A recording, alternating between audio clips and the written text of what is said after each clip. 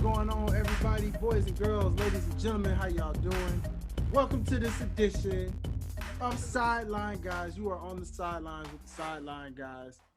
Joined by the co-host, my brother from another mother, the Celtic loving, Eagle flying. You already know what time. Oh, I can't forget anti-cowboy hating. Yes, sir.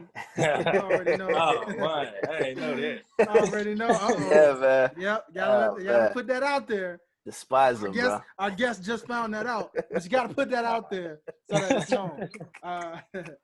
Join my co-host here, Brother Derek Myers. Talk to the people. How you doing, sir? I'm good, bro. How you been? Great, man. You know, Sure. sorry it took us so long to go ahead and get this thing together, man, because y'all already know we doing a review edition of The Last Dance, episodes 9 and 10. But before we get into this review, we got a special guest in the house. What it do? A really good guy that we actually had the pleasure of meeting just on the off the air. Y'all can't really know about that conversation, but we know that it was a very good conversation. Ladies and gentlemen, boys and girls, welcome to the show, Mr. Debo. How you feeling, sir? Feeling good. How y'all doing? In town. Great. Welcome to the show. This is the Sideline Guys. And gentlemen, without further ado, let's get on into this thing, man. Let's get into this Last Dance. Now, how we always do, let's go ahead and just kick it off. Gentlemen, go around the table, give your initial thoughts overall. Since this was the last two episodes, let's go ahead and just say, what were your thoughts as a whole from episodes 1 to 10 as a whole in this documentary, this 10-part documentary? What did you gentlemen think of this entire documentary? You good, Debo? All right. So I was asleep on it at first, but so many people kept telling me to watch it. So about 2 days ago, I started on episode 1, and I ended up watching all of them up until episode 9. I was like, God damn, this shit is really good. but really, the main thing it showed for me is like how great Jordan really was, and it gave like a deeper, in-depth look. Like, damn, this man really could just turn it on in game, like just like that, and like change the whole dynamics of the game and stuff. Even though he was always surrounded by great players, but it also showed how even he made them even push them towards greatness type shit. Oh yeah. Like, bro, if you're gonna be on my team, we some winners. We here to win championship. You ain't with this shit. You gotta go on roll. I respect it. Yeah, but overall, it just provides some good insight. A lot of it, I think some of it's propaganda designed to make certain people look better. But overall, I think it's a good documentary. Yeah. I've been saying this probably since episode 1, and I was premature, but I wanted to wait till the whole thing finished. I think this is, with the O.J. Simpson docuseries, I think those are like tied for best that I've ever seen. I agree. Ever. This has been, I know there's been reports coming out the last couple of days that Pippen didn't like how he was portrayed in this. My only issue with that is he was the one pretty much directing the narrative on that. Yeah. So I don't understand how he's upset about how he was portrayed, because everything that they discussed with Michael, they discussed with him, and he agreed with everything Michael said, from how he acted with not going into the game, giving up on his team, to how he was with the injuries, all that stuff. He had pretty much agreed with everything that was said. So I don't understand it. Yeah, I don't get the feelings that he has on that. But overall, I love how this documentary gave us a really great insight on Michael Jordan. This was really needed, because we never seen Michael Jordan the human. We've always seen Michael Jordan the basketball guy, the player. Yeah, and it's good to see him as the human, like to be vulnerable and to show that how much this bothered him of being in the limelight and all that stuff. This was a very well balanced, well directed, well written, everything. This was Probably, actually, this is probably above O.J. Simpson in my opinion. I might have to go back and watch that series again because this was phenomenal. I loved it. Yeah. Another thing. I definitely want to say I ain't like how they was handling like his gambling situation. Yeah. I'm like, and then I respect what he was saying. Like, you got a problem when you losing houses and starving and shit. Like, this ain't no problem for me. It's just a hobby. And Especially for how much he was making.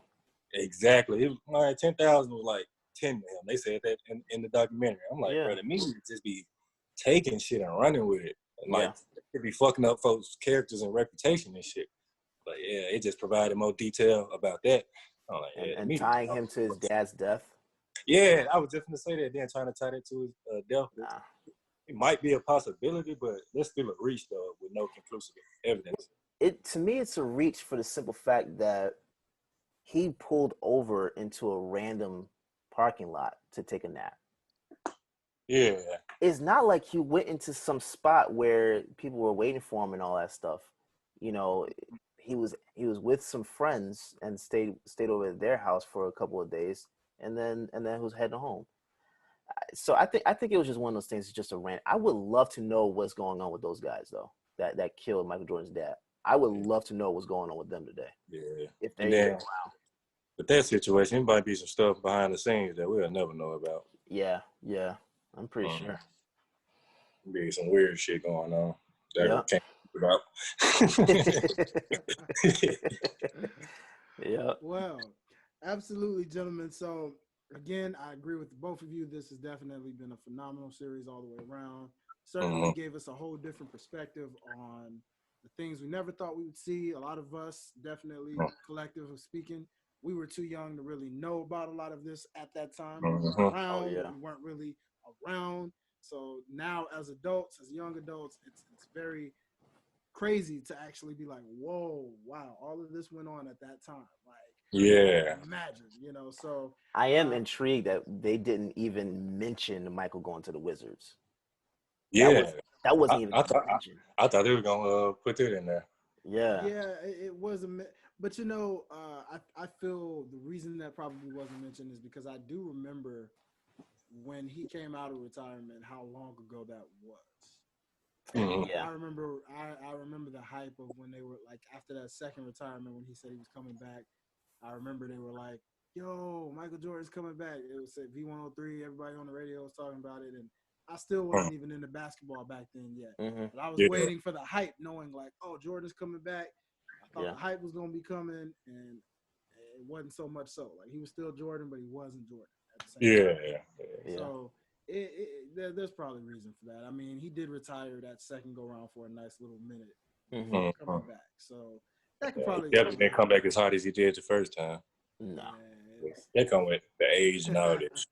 It's better off it didn't get mentioned anyway. It's better off. But gentlemen, I'm gonna start off with this very, very interesting topic, and let's touch on Karl Malone. Recently, Karl Malone gave his views about The Last Dance as a whole, and he made the following statement. So when I say the name Michael Jordan, what comes to mind? Michael Jordan. Like, what else do I need to say? So talk to me about the Game 6 finals in Utah when he stole the ball, was the next question. Why, Malone asked? Why do I have to? But I'll tell you this, I'm all man. I accept responsibility for not winning one. Malone made it clear the series wasn't just about Jordan. I have the utmost respect for Michael, but I never thought I was playing Michael Jordan. Malone said, I was playing the Chicago Bulls. Everybody says this was a bad man and all that. Well, yes, I give them respect, but I got a setup. I'm a man, and I was a bad son of a beat. By the way. Now, was. Given that, what were you guys' thoughts on what Karl Malone had to say after The Last Dance? Man, shit. He said, I agree, goddammit.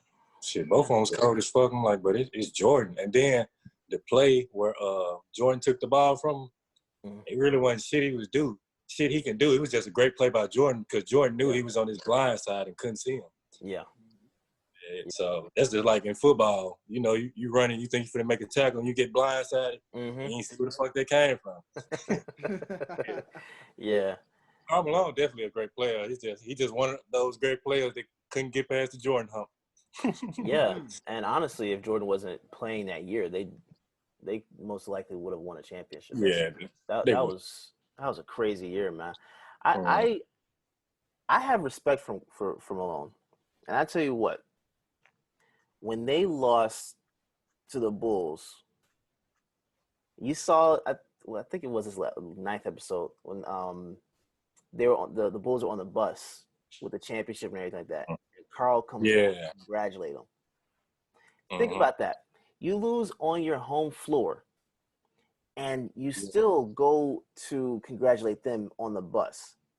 I don't think I'm that much of a nice guy to go do that. To be honest, they take a lot of class. Yeah, a lot of honor. Yeah, down the line, I would probably gone up and said what's up, especially walking off the floor, congratulations. But to go and see that trophy. Yeah, the celebration. Yeah, they still wet from champagne and everything like that, and you still go and say congratulations. That takes another level, man. Karl Malone, to the casual basketball fan, no one, those fans don't talk about him or include him in any of those conversations. Yeah, especially in our generation.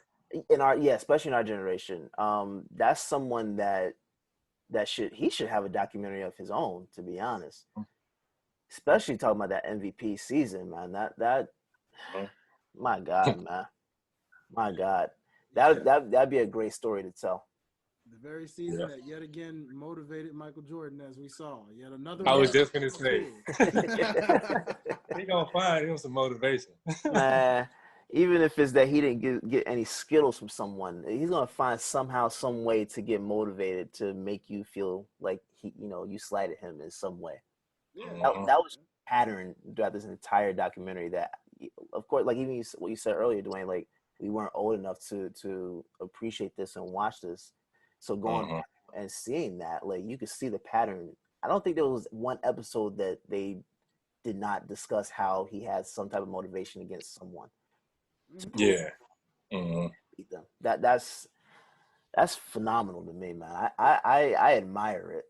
I admire it. Michael Jordan, I actually think that this documentary probably put him in another stratosphere. Yeah. I was just gonna say, it definitely shifted dynamics in the LeBron versus Jordan conversation. Bro, I'm gonna be honest. That conversation to me was dead when he went to Miami. That was dead. Me too. But right now, hell no. He can't catch him. He could win 3 more championships in LA and still wouldn't be able to catch him.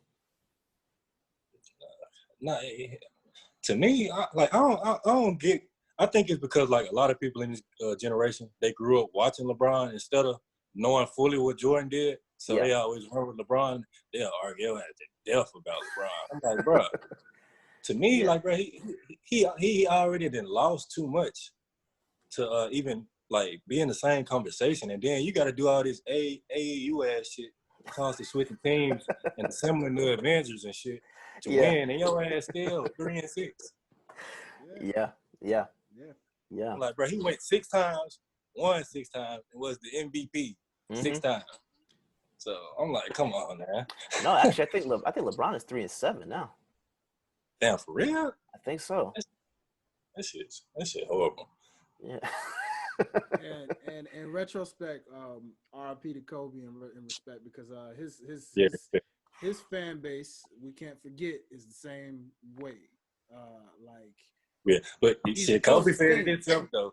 Yeah, Kobe said everything I learned from him. Yeah. Now he's the closest, definitely the closest. And then shit, he had 5. Jordan. And he had 5. Yeah. Yeah, he's the closest stratosphere to anything of Jordan's nature. When you talk about, is there anyone else that's close to him? He definitely.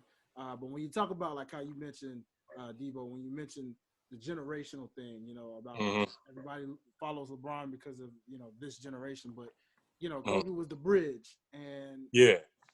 I guess you could say our generation follows Kobe and looks Yeah. at him like a GOAT. You get what I'm saying? Because we Yeah. actually appreciated basketball at the time when he was on top. Mhm. And so this documentary helps us understand, well, you know what? Now I can see why Jordan is still slight over Kobe in Yeah. that Oh, yeah. aspect of, okay. You get what I mean? So Yeah. It's like, bro, and then when the guy come out and actually tell you, like, bro, the shit y'all saying about me, I learned it from him. So Yeah. that's it right there automatically put him a little bit higher. But Oh, yeah. it's still same respect. Like, Kobe is right there under him. Like, you cannot deny that at all. He's right there. Most definitely. Yeah. The only thing I'll give LeBron, I will call him one of the most well-rounded of all time. Like, one of the most athletic, most talented.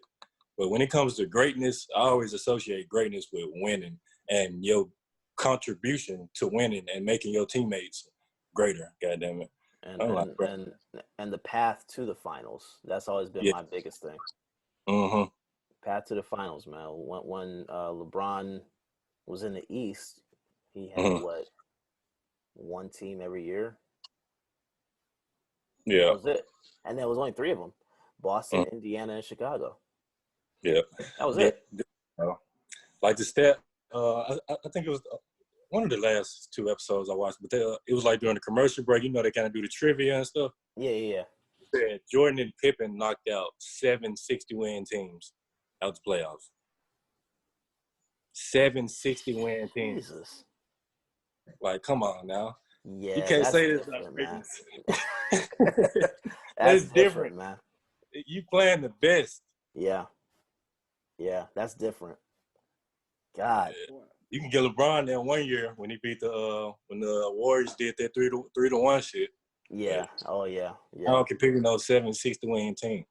Nah. But the funny thing about that, and it's not to hate on any bit of what LeBron did, but it's the same Kevin Durant effect. Mm-hmm. That LeBron won that, or the Warriors lost that. That's one thing you always have to ask yourself. Mm-hmm. Did LeBron really win that, or did the Warriors lose that? Unfortunate circumstances. Mm-hmm. You know what I mean? Yeah, unfortunate. Those are the type of questions. A LeBron fan LeBron fans listening, you will know this. Be real with yourself. Mm-hmm. You will literally say, LeBron won it. LeBron won it. But if that's the case, and Draymond talk wasn't about there. OKC. Yeah. And talk about, because all of you who go and hate on Kevin Durant and be like, oh, you lost to a team and then go join them. So it's like, well, okay, hold on. So Kevin Durant and them were up 3-1 that same year that the Warriors lost 3-1. So it's like, did they lose or did they win? Which one is it really? I mean? So I agree.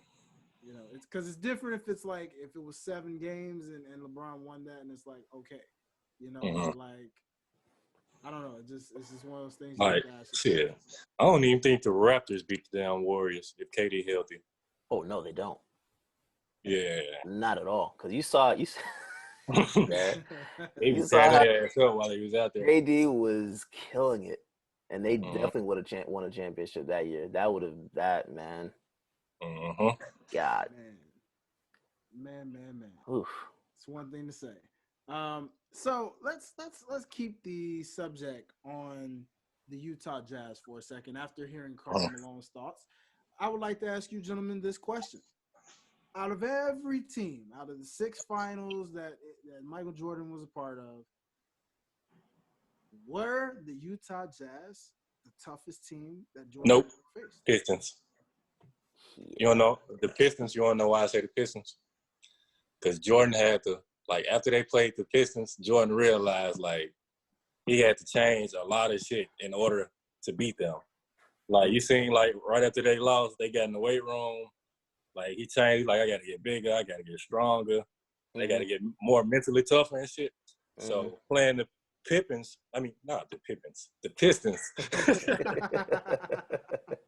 playing the Pistons literally transformed the Bulls into what they were, if you get what I'm saying, like going forward.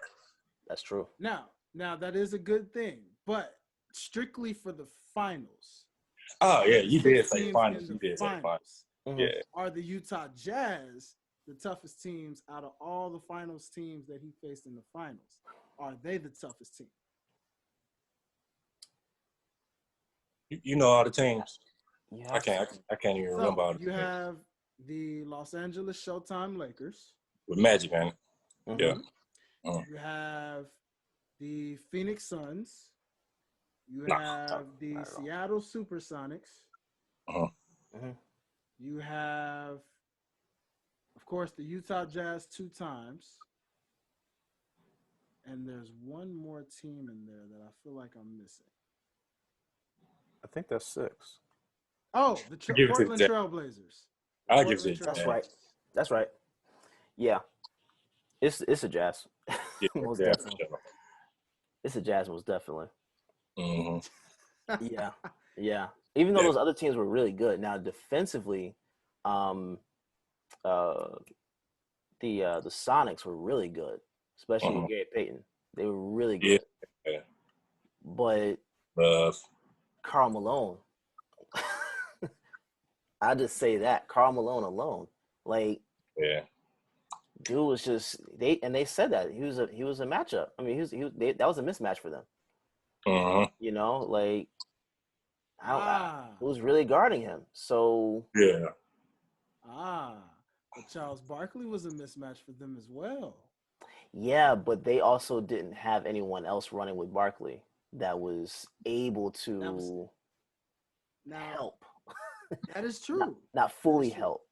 You know, That is true. like Karl Malone had a team. Like that was a solid team. Yeah. That was a solid team. That was a solid team because the Can't even Suns remember who only got else like put it in Barkley. Was on that. yeah, I think Danny Ainge was on that team, but I forgot who else was on there. But they they got what, 1 win?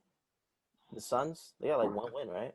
I think Damn. the Suns did get one 2. win. Barkley was the toughest opponent for them to guard, but I Yeah, believe they only got one win. I believe. yeah, yeah. I'm giving it to the Jazz. That was their toughest one. Yeah, especially when you think about the environment. You know how they were talking about how they couldn't his kids didn't Michael Jordan's kids Yeah. didn't go. They like, y'all can't even come to this shit. It's too Yeah, hard. that's too crazy. Yeah, I think when you talk about environment on top of the team, Utah was the toughest one. Yeah. Okay. So let's go ahead and let's talk about let's go to Rodman for a quick little second. Oh, wild man Rodman. All right. Let's ask this question. I have this question. Now, gentlemen, was it savage of Dennis Rodman to miss practice for a WCW event, even for Dennis Rodman and his normal antics? Was it very savage? Given that it was during the finals. The only way, I'm gonna say I fuck with it, to be honest. Like, and then especially if he gonna come back and still play, like, bro, just do what you do. And then that's really, it really reminded me of myself and something. It's really something I would do too.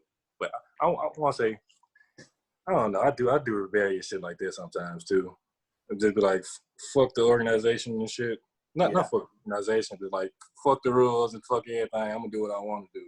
Yeah. And as long as I come back and do everything within how I'm supposed to do it, leave me the fuck alone. Yeah. So yeah, it is savage. It's savage. Yeah, it is. I mean, but I think that's also credit to Phil Jackson as well. Like, if that was any other coach, that would not have flown with them, and he probably would have got suspended. Yeah. You know what I'm saying? Phil knew it was up there. He believed in him. He knew when it came to court, he was gonna deliver. And then he was like, "This shit ain't throwing up nobody focus but y'all as the media. The media. Like we straight over here. Yeah. We know he gonna ball out. You know he gonna get them rebounds. You know he gonna play defense. Whatever he do in the meantime, as long as he healthy, staying out of trouble, not getting hurt, shit, let him do what he do. And he came back and killed it. Exactly. I really don't know how you get mad at that. Like, some people, you just let them do what they need to do. And I think he earned that right too. It wasn't like he was a rookie. he earned the right to do it. So This is shit. it crazy? Yes, but Yeah, definitely. it was also his off day. Exactly. It's not like it was game He day. ain't break not one rule. Yeah, it's not like it was game day. So I didn't have a problem with it at all. Shit, it was better to find out he was on fucking TV wrestling than locked up somewhere or something like that. Yeah, Yeah. yeah, most definitely. Yeah, wrestling for Hulk Hogan and shit. Yeah. Hey, look, man. Hey, if he wasn't producing, maybe till then, to this day, he'd still be getting clowned for other reasons. Yeah, he definitely Oh, would. yeah. It's not like he was Tristan Thompson with the Cavs, you know, and that Kardashian curse, as they call Hey it. man, You know. hey man, look, that thing is real, bro. This is real, Chris Humphries is on my team when he was with Kim. Oh my God, bro. that mess is real, bro. I'm not even gonna lie. Very Yeah. much so is. I believe in it wholeheartedly. Very much is. Blake Griffin. Definitely there. It's definitely something behind them that we really don't want to talk about, but that shit real. Look at goddamn Kanye. For the last few years, it's like Kanye has been. He's probably the only one that's been successful being with them. Yeah, but Kanye a fucking genius anyway, though. He's a billionaire. Like, for real?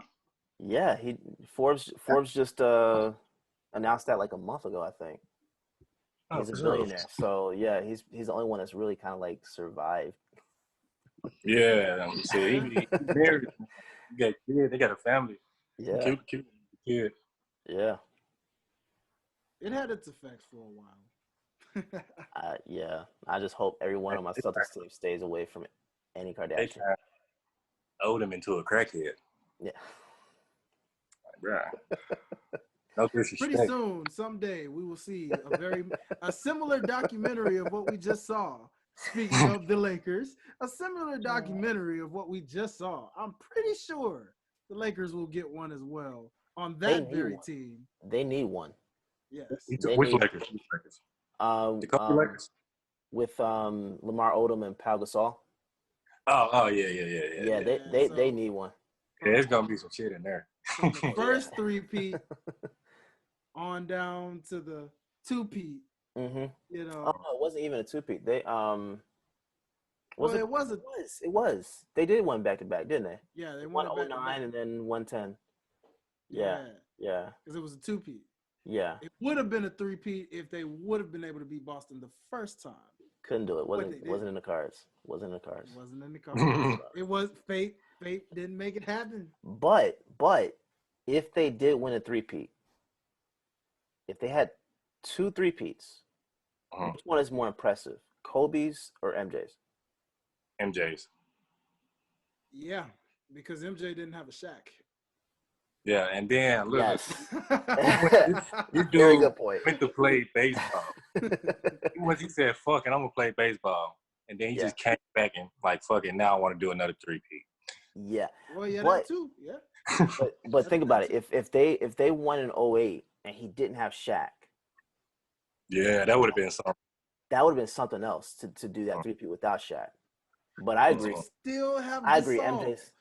Have Gasol, but that's not Shaq. Forget Gasol. Shaq. But Gasol is a monster of his own. Gasol is he's a beast. In a very different way, Gasol is a monster of his own. Yeah. So, and he's a very underrated guy. Yeah. And I'm gonna make sure Gasol gets his due as a Memphis Grizzly fan. Hey, I was gonna say the same.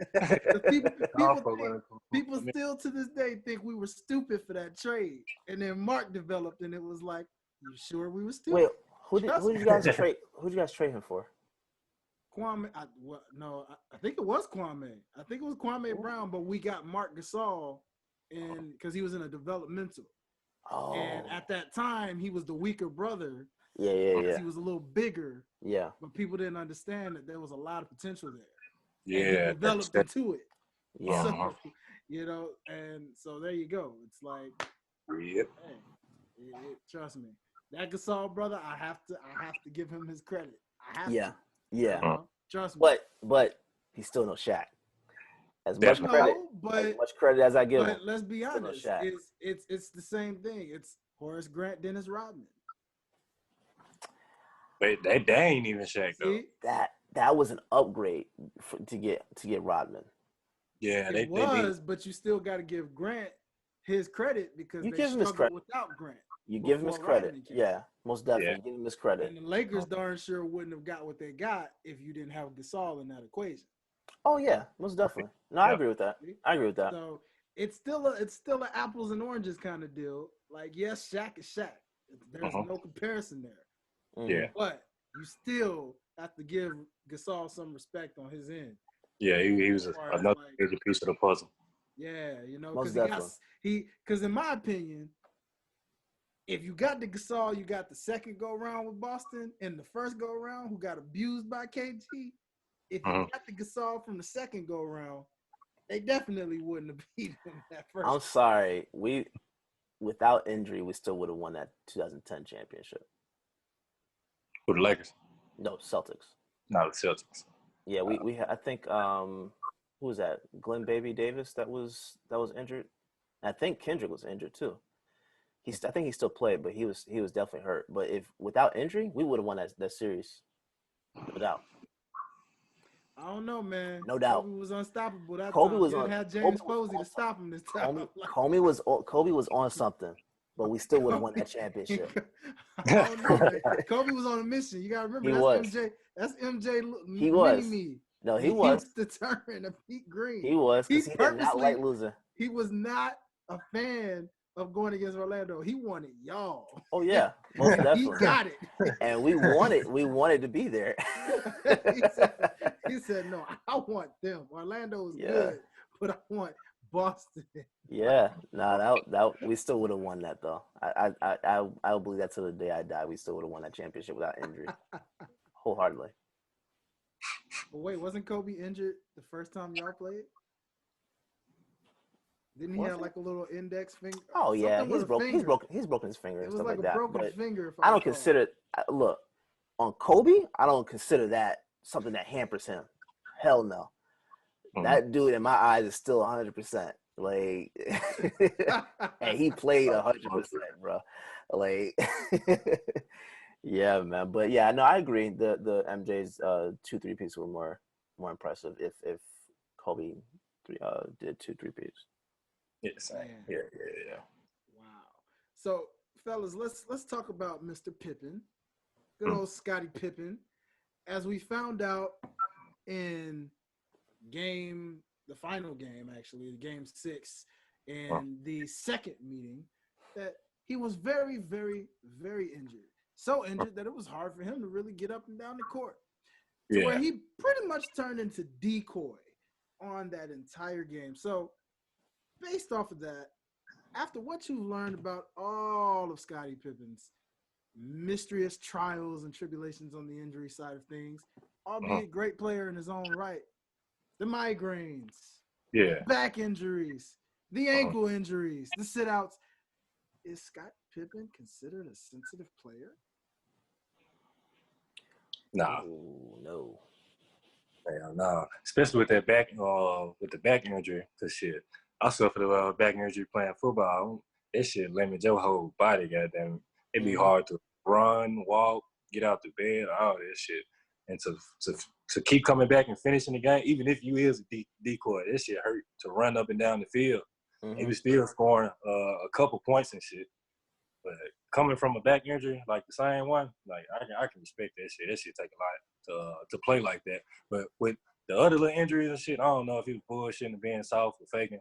But I know with that back injury, like I can respect his mental toughness with that at least. Yeah, me too. And to be honest, when I was watching that, I was actually kind of wondering if the reason why he wanted to go back out was because you remember when Kobe was, I mean not Kobe, but when MJ was playing baseball and they had that series, I forget who they played against, that he ended up sitting out because he didn't get the Knicks, and he didn't get to go in. I was wondering if that factored into it because you remember how he gave up during that series, He like wanted to undo it or not repeat that. Yeah, that's what I was wondering if that was a motivation for that as well, because Scotty is as tough as they come. Dude, I honestly don't know how he was even able to go back out there and play like that. And he even did a sky hook.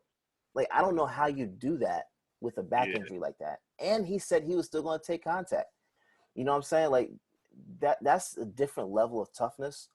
Mm-hmm. But I was wondering if that if the regret from refusing to go into the game against the Knicks had anything to do with him refusing to leave for that game. I think so. I think he started having flashbacks and memories of that shit and remembering like his teammates and how he realized how he let them down and shit. I'm pretty sure he ain't want to do that again. Even though he was hurt for real, I'm pretty sure he still ain't want to do that again. Or at least show the gesture like, I'm not quitting on y'all type shit. Oh, we gonna keep playing. We gonna win this shit. Yeah. That was the biggest thing that I took away with that. I believe the same thing. I think the regret hit him hard, because especially when they say like B.J. Armstrong. Was it B.J. Armstrong? One of his teammates were crying in the locker room. I remember that exact moment. Yeah, I can't remember what it was either though. Yeah, so this shit hits you. You'll start having memories and flashbacks when other situations like that come up. Yeah, that's what I was wondering if that was the case, because but it's still commendable that he's able to go out and do that, because definitely. That could even alter your playing career, playing through something like that, which is why I also gave Dwight Howard credit for coming back after his back surgery. Yeah, on the Lakers the way he did the first time with Kobe. It was the same thing. He still had stuff he was battling with his back, but I think he still averaged a double that season. And that's commendable, man. Tough for real. This shit is tough. Them back injuries ain't shit to play with. Nope. I want to say it's like I pulled like a muscle or some shit in my lower back.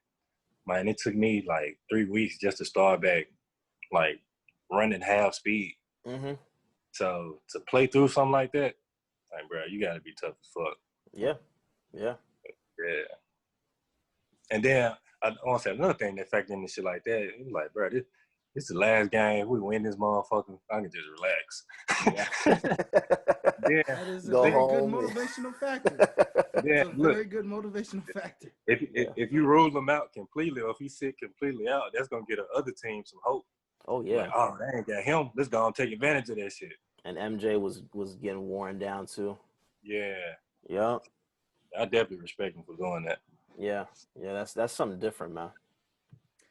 Well, all right, fellas. So let's transition and let's talk about a certain famous Indiana Pacer by the name of Reginald Miller. Now, is Reggie Miller, the only man who possibly, dare I say, could have taken Michael Jordan to a full 7-game series? Well, you can go first. That was the Eastern Conference Finals. Mm-hmm. I think they did go 7 that series, because that was the toughest one that they had, I think, since Detroit. Yeah. I think if Reggie was in the West with that type of team, yeah, I think they could have. I think they could have. Yeah. That was a physical team. That was, like Michael Jordan said, that was the most physical team they've faced since the Pistons. So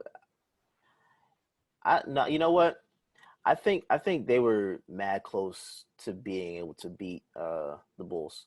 That was probably their toughest. I would say that was their toughest competition outside of Detroit and Orlando. Because remember that first time when Michael Jordan came back, he wasn't 100% Michael Jordan. He was still trying to get back into basketball shape. And you know what? Yeah.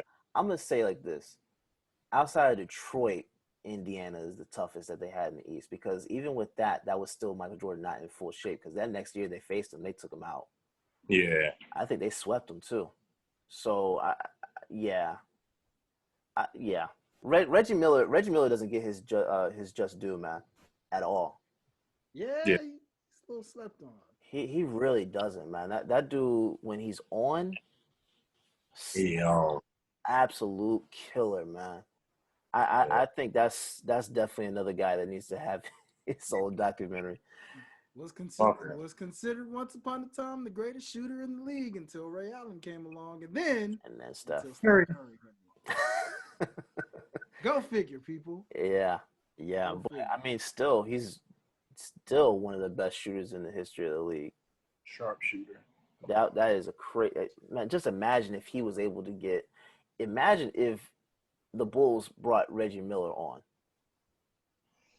Oh damn, that's more championship. You know what I'm saying? If they even just did that, I don't know how anyone would have won a championship in the '90s. Even with Jordan off the Bulls, because even if Scottie had Reggie Miller in those two seasons, that'd have been different. That'd have been different, man.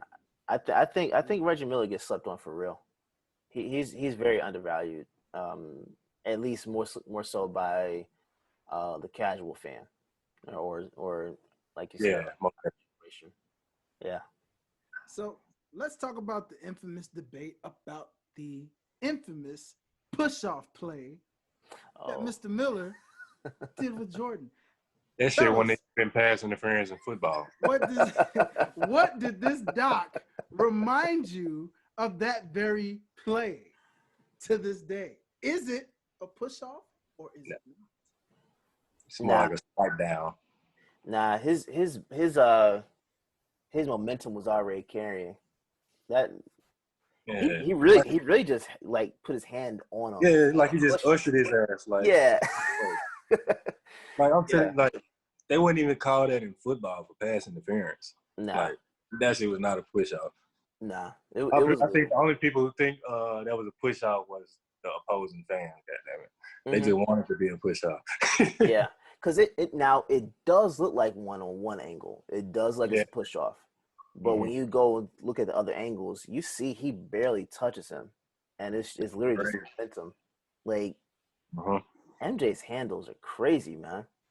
Yeah, and then another thing that make it look like a push off because when he crossed him, he put his hand on him and he created so much separation, so it make it look like he pushed off, but he really didn't. Yeah, his momentum just carried him into the spin. That's really what it was. Now he can go pick his ankles up. Yeah. Yep. Yeah. Well, all right, fellas. So we got a few more questions for you guys, and these are kind of getting like some good ones right now. So we're going to get into some good stuff here. So let's talk about towards the very end of this awesome special. After the 6th championship win for the Bulls organization and that particular second three-peat of that squad, it was revealed that Jordan showed another humanistic side of him that we never knew about. And it was mentioned that Jordan wrote a poem to his teammates. Oh, yeah. I missed that part. You can go there. Yeah, that was at the very end of 10.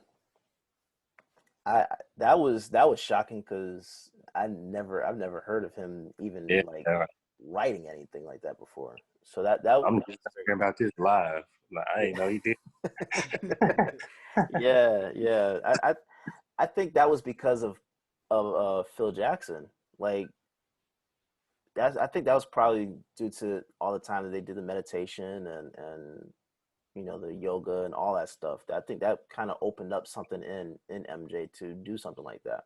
It would have been nice to know what the poem actually was. They burnt that thing up, so there's no finding that out. But it would have been nice to know what that was about. Yeah, I like the way Phil Jackson managed the teams, managed the personalities. Yeah, I ain't like the Krause dude though. He was on some bullshit. You know what? He was, but he wasn't wrong. Yeah, I understand. Yeah, he That's wasn't wrong. Weird thing. It's like some of the ways he went about some shit though. Then I really don't respect the fact that they wasn't paying Scottie what he was supposed to be paid. Man, especially for playing with the production that he had for those 7-8 years. Yeah. You can't. That's partly due to Scotty just signing the contract, but that's also partly due to the front office offering that contract. Yeah. But Krause, I give it to him. Of course you want to be able to defend it and see if you can go for another championship. Yeah. But I understand at the same time, like, let's just go ahead and rebuild and move forward. Yeah. Because of cap space. Oh yeah. And their cap was nowhere He near was where a solid businessman though. Yeah. Yeah, once I kind of felt bad for him too, the way they was like picking on him and shit. I was like, I know you're tired of that shit, but it ain't really shit he could do about it. Man, I would tell you the one thing Michael Jordan said to him that really killed me. He was smoking his cigar, and I think Krause said something about giving him growth. And then what makes it so bad, like, he don't give a fuck who around. Like, nah. You don't say it to anybody. Like, damn, I know dude feels Media. shitty. Yep. The only thing that I say that I really, really don't like about Krause is the fact that he called it the last dance from the beginning of the season. And that I don't know how you expect a team to go out there and win a championship, especially at the level they were playing. Like, I don't see how you expect a team to do that with that in the back of their head. Like, doesn't matter if you go undefeated this season, this is it. Like, that doesn't make any sense. That doesn't make any sense. And then you see they wanted to bring everybody back, but you can't do that. You can't do that when you already you already set the tone. Really. Yeah, and that's the major key right there, because Michael Jordan said that if Phil came back for another year, he feels like everybody would have signed a 1-year deal, which would have been crazy if everybody signed a 1-year deal and they went and won a 7th championship. Do you think it's possible they would have done the same thing for the next year to try to go for number 8? Yeah, until somebody knock them off. Yeah. I mean, shit. I always believe in shit. If it ain't broke, don't fix it. Yeah. The only thing that I will give Krause credit for is that he was able to have foresight and say, okay, this probably needs to be the last one. I just don't agree with him saying it publicly to put that pressure on the team, because then when you come out publicly and say that, you've already signed the contract. It's done. Like, you can't get out of that. Now, I'm glad you asked that question, Derek, because I was going to transition into a question that I had for you, gentlemen. So that being said, as you guys have touched already about the potential of how Jordan felt still to this day, they could have won a 7th championship. Now, given that Krause was so open about this being the final year and the pressure that this team carried the entire season to win that 6th championship. In today's NBA, can any team say that they can do that same thing? Well, win 6? Win a championship when they know, let's say you have teams that just get the job done, or maybe a team like the Warriors who got the job done, and then let's just say the owner decided, hey, you know what? I'm breaking up this core now. This is y'all final year together. I think somebody like the Warriors. Team. The Warriors with a KD, I think they could have did it. I don't know, because the reason why I say I don't think it can happen is because even with take the Warriors with KD, for example, with KD being so openly sensitive to how the media is to him. You add the pressure of social media, the media, teammates. Dude play a part nowadays too. Dude, I don't think he would have been able to do that. I don't even think the Bulls, that 98 championship, would have been able to do that today. Yeah, social media and all that shit. Yeah, I don't know that they would have been able to do that, because we have so much outside noise. And for them, it was slower because it's the newspaper, it's the news, and all that shit. Yeah, You but pick up your today, phone, you gonna see some more bullshit. yeah, yeah. I don't think that any team today could go through that. I really don't, because that social media is a different beast, man. And Yeah. you see how Durant has reacted to the media.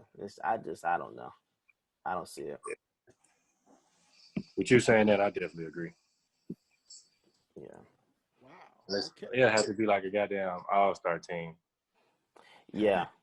Yeah. You have Like LeBron, KD. Yeah, like some shit like that. That shit would Mm, be undeniable then. yeah. Yeah. But a team that was just built, not just free agents coming together, all free agents coming together. Yeah. Yeah, that shit be real hard. Yeah. I don't see how that works.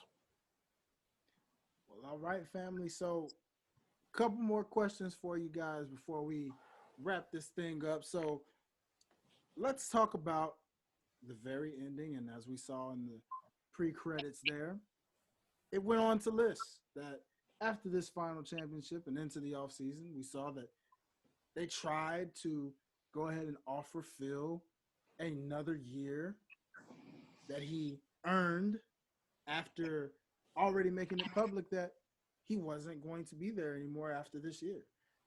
And so then we see where eventually, as we know what happened with Mr. Jackson down the line, went to another interesting organization and kind of did something very similar to what he did very much so with this very team. Jordan retired to eventually years later be with the Wizards, which was not mentioned, but we know that that's eventually what happened. Jordan retired, Scottie Pippen was traded, Rodman was released, and Kerr was also traded. And it hurts me to say this as a fan of the Chicago Bulls, but nonetheless, are the Bulls reaping what they sowed to this very day since the breakup of this very team? Yes. It's hard to deny it, man. Shit, it ain't been no Bulls close to them since. Mm-mm. And they had the opportunity to. Yeah. They had the opportunity to. If you remember when they had Derrick Rose, Joakim Noah, Taj Gibson. Yeah. That was the closest. That was the closest. If you add Carmelo to that team, they were winning a championship that year. Yeah, that's Carmelo's fault, by the way. And that is on Carmelo. Yeah, that is definitely on Carmelo. It's funny you mention Melo because Chris Bosh also had his opportunity to join this team, and he flirted with it until he decided to go to Miami. No! You're hurt about that, Chicago. aren't you? I'm hurt about the fact that they decided to get Boozer because that's all that was left. That's what I'm hurt about. We got a low budget version of him. I don't know what the heck happened to him. I wanted Utah Boozer. Anyway, man. Yeah. I don't know what excuse Boozer that was. Don't get me started on Ben Gordon. I don't even know what the heck happened there. Oh man, I forgot kept about that guy too. Man, this team really could have won more championships, but it seemed like somehow Paxson and Foreman just seem to let key pieces slip over the years. I'm gonna tell you what. If Melo found a way to go to Chicago while LeBron was in Miami, he was supposed to. Yeah, if he did definitely, if he actually just said, "Let me just go ahead and team up," they would have knocked Miami off that year. Yeah, he was supposed to. That was a tough matchup for Miami. Chicago was hard. Oh, you're saying if Melo would have went to Chicago? If Melo went to Chicago. Because I thought you meant the original Miami Big Three. Oh, no. Melo was supposed to be. He was supposed to be, yeah. It wasn't supposed to be Bosh. It was supposed to be Melo, but Melo took the money. Yeah, no, I'm talking about if Melo decided to go to Chicago while LeBron, Bosh, and Wade were in Miami, I think Chicago would have won a series against Miami. They would have won one of those series. No doubt about it. And people forget Jimmy Butler was still actually on that team. Oh my God, I forgot about that. He was an up and coming Jimmy Butler. He wasn't on the level he's at now, but he was still a killer. He was more of a defender. Yeah. Yeah. Jimmy Butler was a role player at that time. He was a defender. Yeah. He was like Luau Deng's protege. Right. Luau Deng. I forgot about him too. Yeah. They had a squad, man. Yeah, if you had Melo in that instance, it would have been something special to see. Yeah. Lord knows I wanted to see it. I understood what Melo wanted. I get it, but it was still Mhm. stupid. I wanted to see it It just was still stupid. because I wanted the Heat to lose because Definitely. they went and got Ray Allen. That was the only That's reason the why. way people. That was Ah, that was my motivation, man. I then think I'm came the just now Pacers, starting to be able to get around to easing up on Ray Allen. I think I am. and then came the Pacers with Paul George and Lance Yeah. Stevenson and all of the guys that made you think for a second Yep. Miami was gonna lose. Yep. But then the Spurs made you happy, so that's all that matters, right? Oh yeah. Oh yeah. Except for when he hit that shot. Hey, I got one off subject question. Yeah. So like, you think they're gonna trash the NBA season this year, or like they're gonna just continue it, or they just like fuck this shit this year? I don't know, man. I honestly, they're still saying that I think their final decision will be next month, Oh, okay. sometime like next 2 week, 2 3 weeks. But I don't see. I personally don't see the reason to continue it. You're already late into the year. Yeah. That's gonna throw next year off, and then following seasons after that. Just Yeah. just cut it mhm. and move on. Yeah, it definitely won't be smart with football season still starting. That'll be a Right. conflict of views and shit. Yeah. They might just have to trash it. Yeah. Yeah. I don't want to see that. I just want to see them end it right now. Mhm. Continue next year around the same time they usually do, which is around October. Mhm. First week of October, regular season usually starts. So you do that around there, and just do it on where fans aren't in the arenas. I think you have a better shot of having a better season than Mhm. just pushing it. I don't want to see the season end in August, September. I don't want to see Yeah. that. Yeah. That's Yeah. disgusting to me. I don't want to see that. I need to have basketball around Halloween through Yeah. Christmas. The regular schedule we've had for over the course of the history of this league. Let's continue to have it. I don't want to see it altered out. I don't want to see that. Yeah. For sure. For sure. Yeah. That's all I was asking though. Yeah, No worries. that's gonna hurt, man.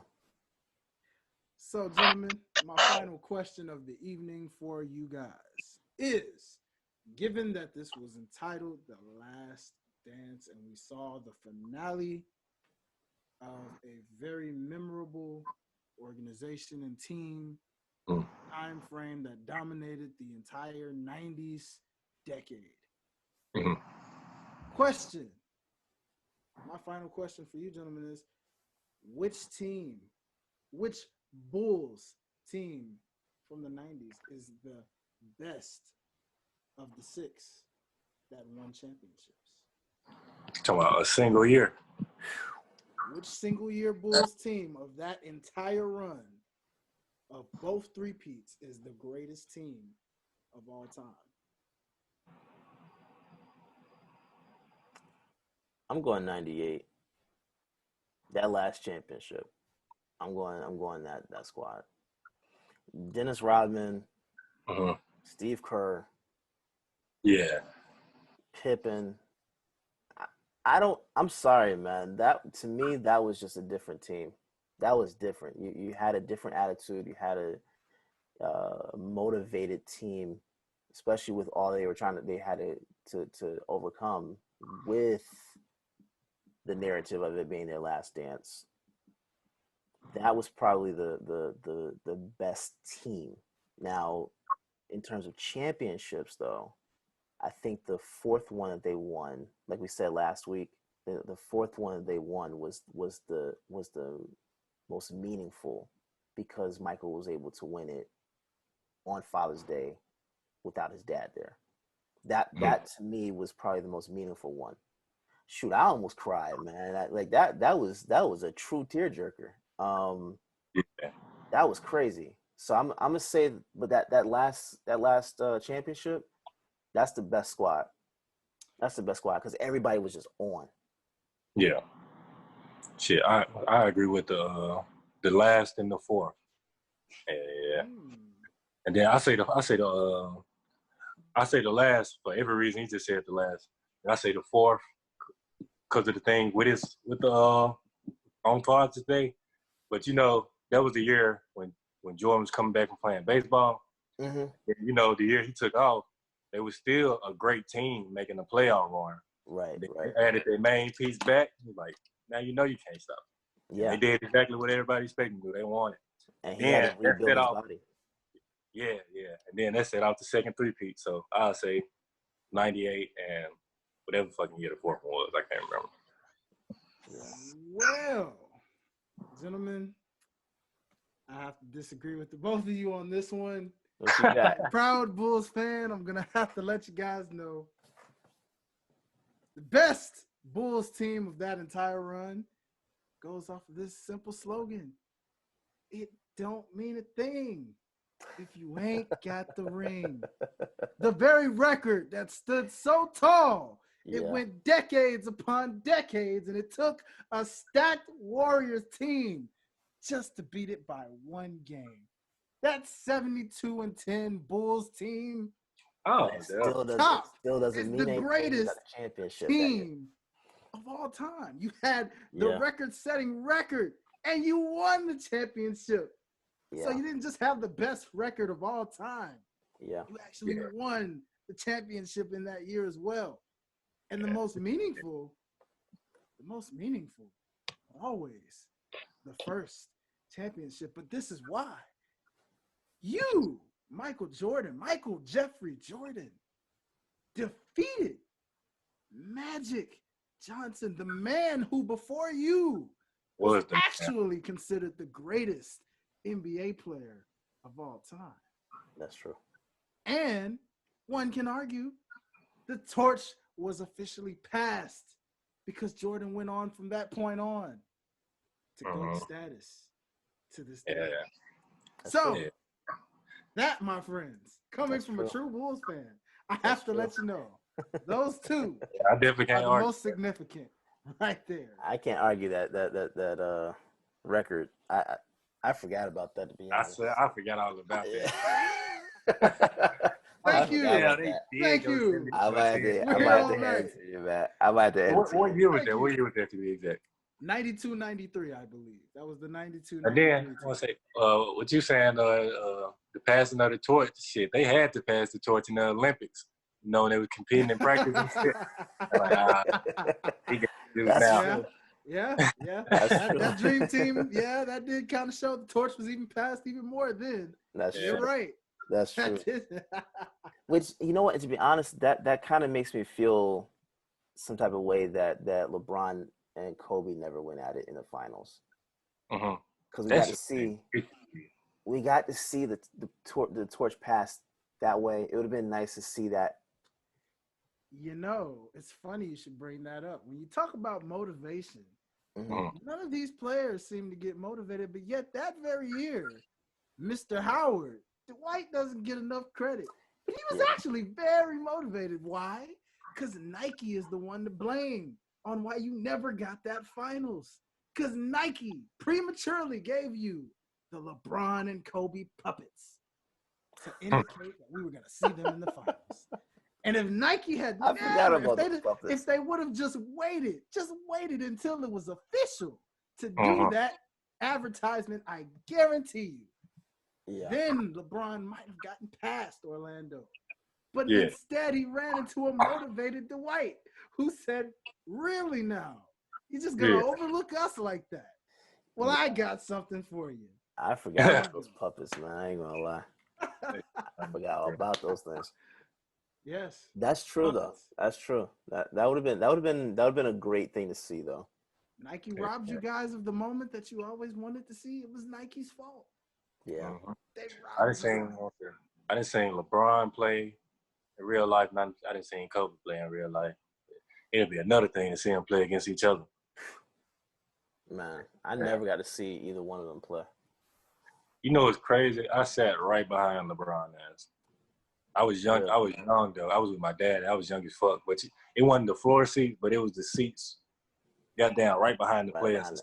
I'm like, damn, playing right in front of me. And then I was younger, so I ain't real like I didn't realize how big NBA players was at the time. I'm like, damn, these some motherfucking giants and shit. And LeBron sitting right in front of me. And I'm like, damn, I slick want to touch his ass. Yeah. You know, once even now, I'm not a LeBron fan, but he's like, damn, this the guy right here. His ass just like right here.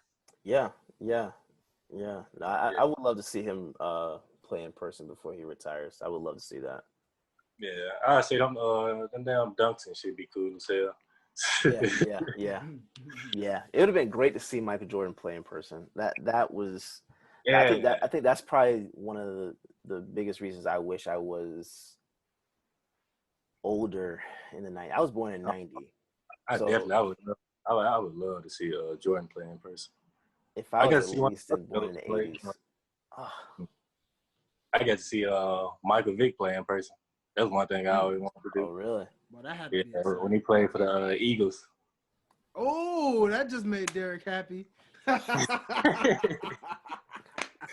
Yeah. You just excited him. Now you're going to make me break out my Eagles jersey with Mike Vick's number on it. Man,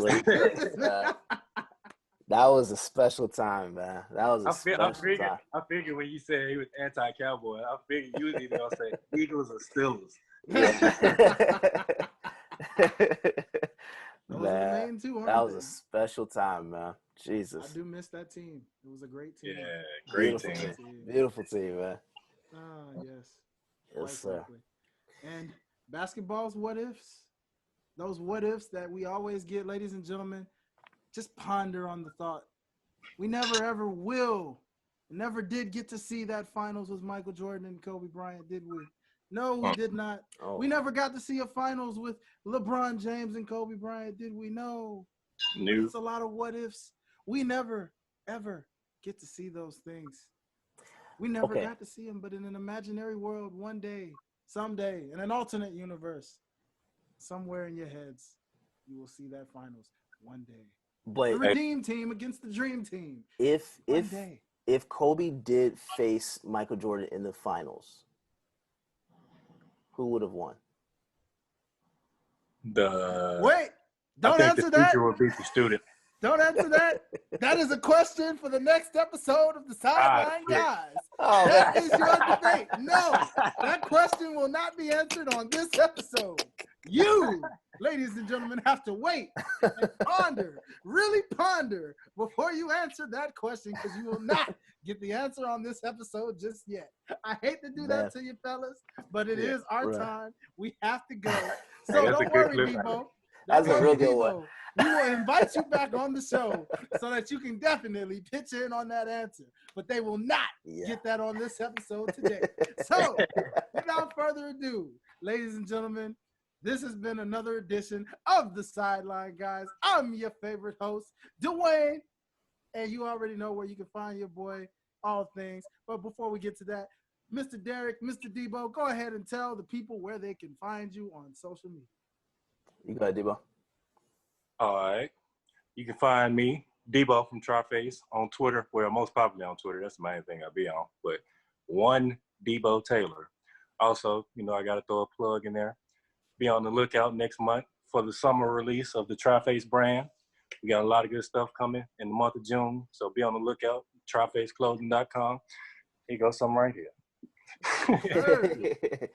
Shameless plug, baby. Gotta love the shameless plug. Nah, you gotta do it, man, because he's got some high quality stuff, man. So no, most definitely. I appreciate that. I definitely appreciate it. Most definitely. And as always, find me on Derek at Derek_OTS. That's the black way to spell it.